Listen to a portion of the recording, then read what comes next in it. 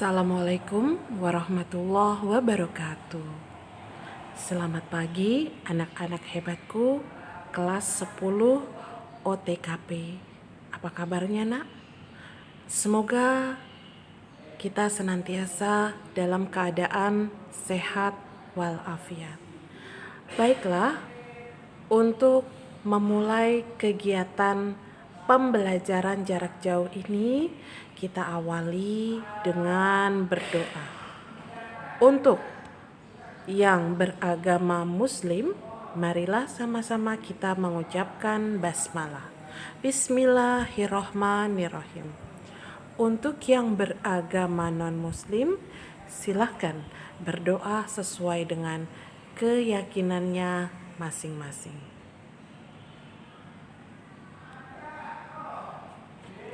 Baiklah anak-anak hebatku semua kelas 10 OTKP. Pada kesempatan kali ini kita mempelajari materi KD dengan judul pembuatan laporan kegiatan teknologi perkantoran.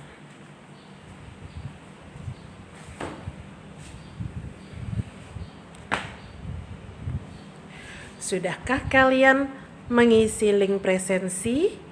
Bagi yang belum, silahkan kalian menyegerakan untuk mengisi link presensi sebagai tanda kalian siap dan semangat untuk mengikuti pembelajaran ini. Ya, semangat pagi semuanya.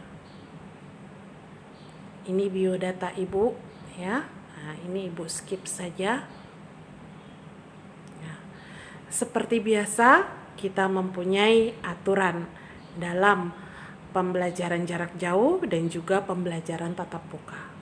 Aturannya adalah seperti biasa, K3, ya, kemudian protokol kesehatannya harus senantiasa dijaga, ya, kemudian tidak tidur dan juga tidak ada makan dan minum selama pembelajaran berlangsung.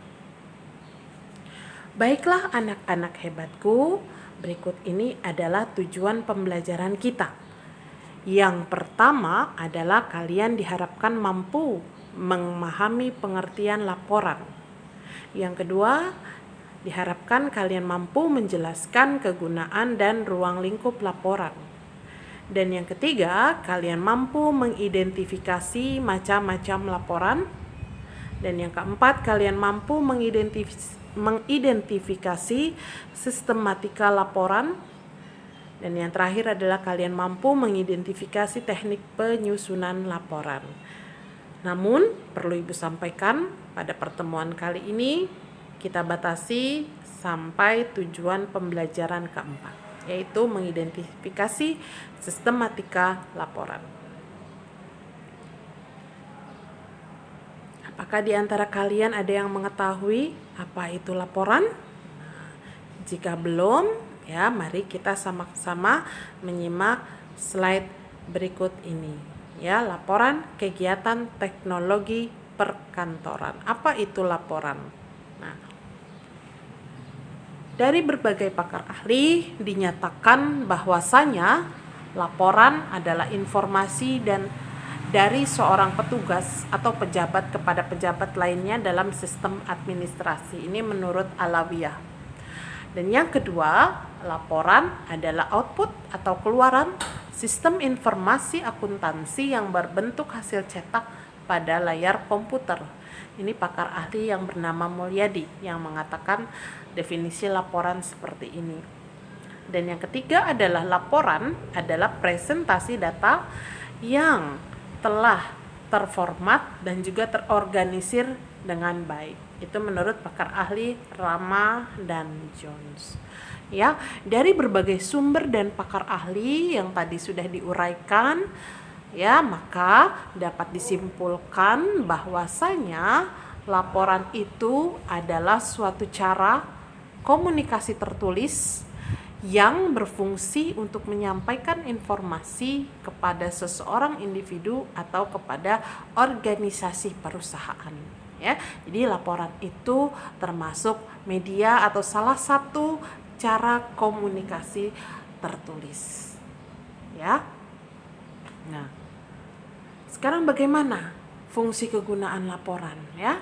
Laporan itu mempunyai fungsi guna.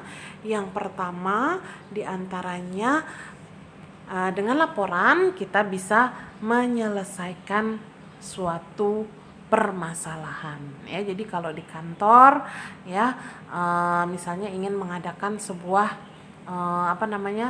rumusan, ya, rumusan proyek kerja, ya, sehingga mengharuskan para karyawannya itu mengadakan rapat, kemudian membuat proposal, membuat laporan, ya, sehingga suatu permasalahan itu dapat terselesaikan. Kemudian yang kedua adalah mengambil keputusan yang efektif. Siapa yang mengambil keputusan? Yang mengambil keputusan adalah biasanya pimpinan berdasarkan hasil dari laporan yang telah dibuat oleh stafnya. Kemudian yang ketiga adalah mengadakan pengawasan serta evaluasi. Ya, dalam hal ini adalah evaluasi kerja yang dilakukan oleh pegawai dalam instansi kantor. Dan yang keempat adalah mengetahui perkembangan, kemajuan atau progres dari sebuah permasalahan yang ada pada organisasi perusahaan. Dan yang terakhir adalah menemukan teknik dan juga cara baru dalam metode kerja. Itu sebagai contoh, ya. Jadi laporan di sini merupakan sajian fakta secara objektif mengenai sebuah peristiwa. Nah, laporan dibuat untuk menyampaikan hal-hal yang penting kepada seseorang atau pihak tertentu sehubungan dengan tugas yang dibebankan kepadanya. Ya. Nah, biasanya untuk menyelesaikan sebuah pekerjaan tertentu, biasanya sebelum dikerjakan pekerjaan tersebut, biasanya kita membuat proposal. Nah, setelah proposal dibuat, baru pelaksanaan kerja, dan yang terakhir adalah setelah pelaksanaan kerja tersebut berlangsung, baru langkah terakhir adalah kita menyusun atau membuat laporan sebagai bahan pertanggungjawaban atas kegiatan yang sudah dilakukan.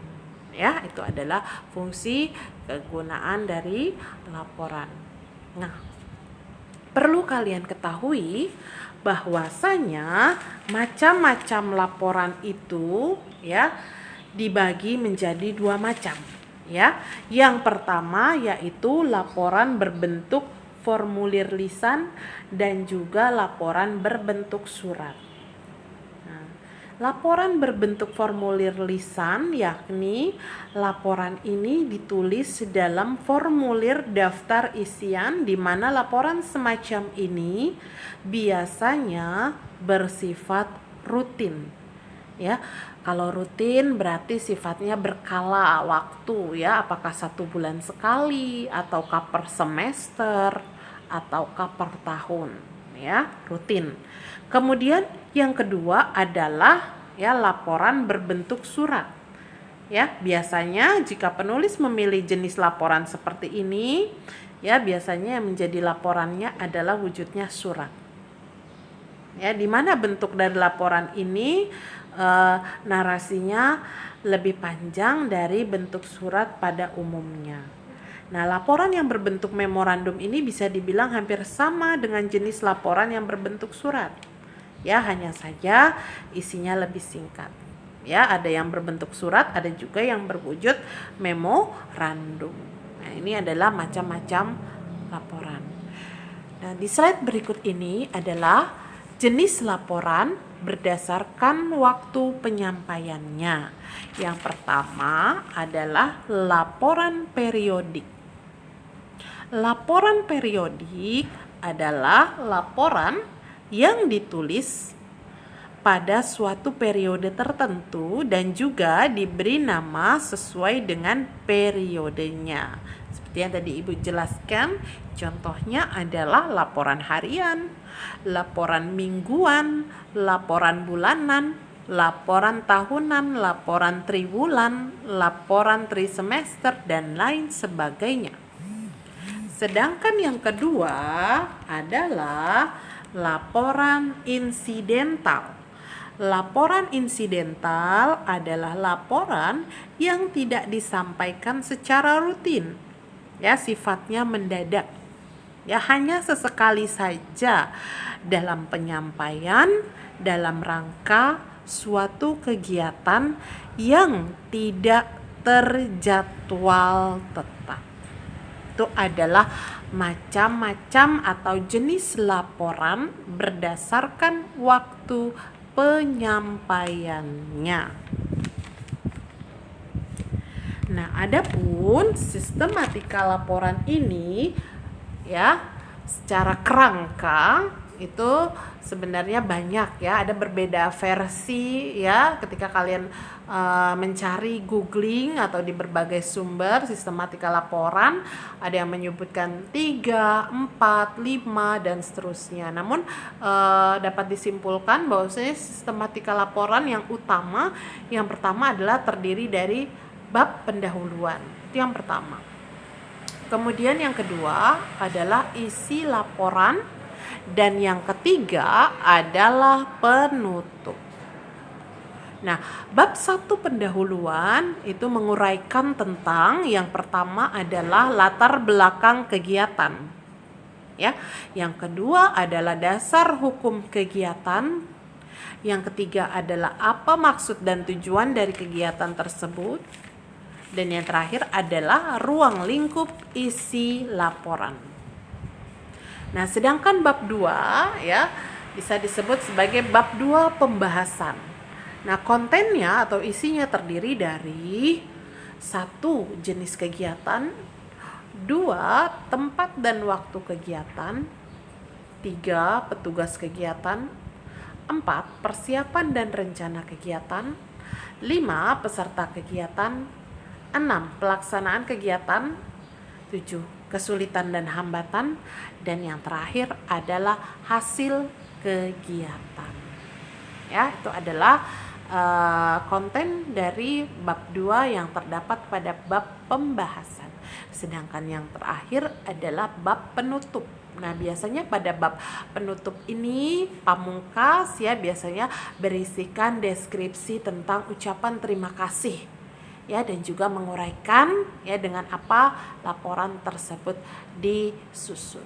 Ya, sifatnya adalah konfirmasi dari seluruh rangkaian laporan dari bab 1, bab 2 dan bab terakhir, ya. Demikianlah penyampaian materi singkat dari Ibu pada pelaksanaan program pembelajaran teknologi perkantoran. Semoga bermanfaat, ya. Sampai berjumpa kembali, ya, baik di kelas tatap muka maupun tatap maya. Tetap semangat, jaga kesehatan, ya, jangan lupa protokol kesehatannya senantiasa dijaga. Ya, demikian, ya, materi dari Ibu kali ini, ya. Kita akhiri, billahi taufik wal hidayah. Wassalamualaikum warahmatullahi wabarakatuh.